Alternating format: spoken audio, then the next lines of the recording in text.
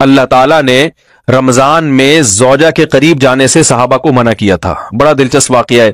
رمضان کی راتوں میں بھی زوجہ کے قریب جانے سے منع کیا تھا. ایک صحابی تھے، وہ رات میں کہیں چلے گئے.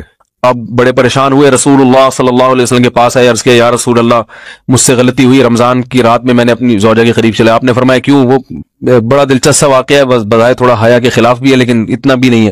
وہ کہہ رہے میری زوجہ کہیں پانی بھرنے کے لیے جا رہی تھی، ان کی پنڈلی کھلی تو میری نظر بیوی کی پنڈلی پر پڑی اور میں بس پاگل ہو گیا بیوی کے عشق میں. میں یہ اس لیے بیان کر رہا ہوں کہ جو لوگ نظر کی حفاظت کرتے ہیں وہ بیوی کے عشق میں پاگل ہوتے ہیں.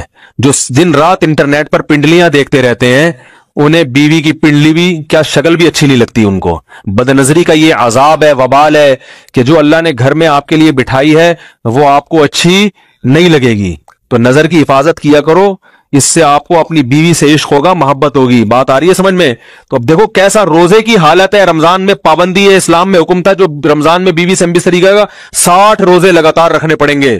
کتنا بڑا جرم، لیکن صحابی سے برداشت نہیں ہوا. صرف زوجہ کے پاؤں پہ نظر پڑی ہے تو وہ کیسے بیوی سے محبت کرتے ہوں گے اور وہ بیوی کے بغیر رہ سکتے ہوں گے.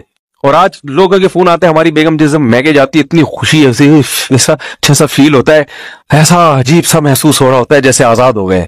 تو میں کہتا ہوں ظاہر ہے اب تمہیں موقع مل گیا کنڈی لگانے کا، ٹھیک ہے نا، اور آنکھ مٹکے کرنے کا، تو خوش تو ہوگے. تو یہ بھی ایک عذاب ہے جو لبرل لوگ نے جس عذاب میں ڈالا ہوا ہے نا، اس میں عورت کے حقوق نہیں ہے. عورت کے حقوق نظر کی حفاظت میں اور عورت کے پردہ کرنے میں ہے. جب مرد باہر نکلے گا سب پردے میں ہوں گی تو آئے گا کس کے پاس؟ بیگم کے پاس ہی آئے گا. تو اتنے منہ کالا کرنے کے راستے کھول دیے ہیں تو ظاہر ہے پھر کامیاب ازدواجی زندگی نہیں ہوتی. تو نبی کے پاس آئے، عرض کیا یا رسول اللہ میں برداشت نہیں کر پایا. تو آپ مسکرا دیے. تو وہ نبی کے پاس گئے، یا رسول اللہ ایسے ہوا، مجھ سے غلطی ہو گئی. تو آپ نے فرمایا کیوں؟ فرمایا ایسا ہو گیا تھا. تو آپ صلی اللہ علیہ وسلم نے فرمایا 60 روزے رکھو لگاتار. انہوں نے فرمایا ایک کی طاقت نہیں ہے، اس میں یہ ہو گیا 60 کیسے رکھوں گا، نہیں ہے طاقت 60 کی. آپ نے فرمایا ٹھیک ہے پھر 60 غریبوں کو 2 ٹائم کا کھانا کھلاؤ. فرمایا اس کی بھی طاقت بولو بھائی نہیں ہے. اتنے میں ایک صحابی لائے کوئی چیز صدقہ کرنے کے لیے. تو آپ نے فرمایا چلو اصل حکم تو یہی ہے کہ 60 روزے یا پھر 60 غریبوں کو کھانا، وہ نہیں تو چلو فی الحال ان کو تنبیہ کے لیے کچھ ان سے صدقہ کروا لیتا ہوں. فرمایا چلو یہ فلاں خیرات کی ایک چیز لے کر آئے ہیں، تم یہ لے کے غریبوں میں بانٹ دو. انہوں نے فرمایا مجھ سے زیادہ غریب پورے مدینہ میں بھائی کوئی بھی نہیں. آپ صلی اللہ علیہ وسلم مسکرانے لگے، فرمایا جاؤ کھاؤ اور بچوں کو کھلاؤ. اور بھائی غلطی بھی ہوئی اور گھر میں راشن بھی آ گیا. تو اس کے بعد قرآن کی آیت نازل ہوئی کہ احل لکم لیلۃ الصیام الرفث الی نسائکم ہن لباس لکم وانتم لباس لہن علم اللہ انکم کنتم تختانون انفسکم فتاب علیکم وعفی عنکم فالآن باشروہن وابتغوا ما کتب اللہ لکم.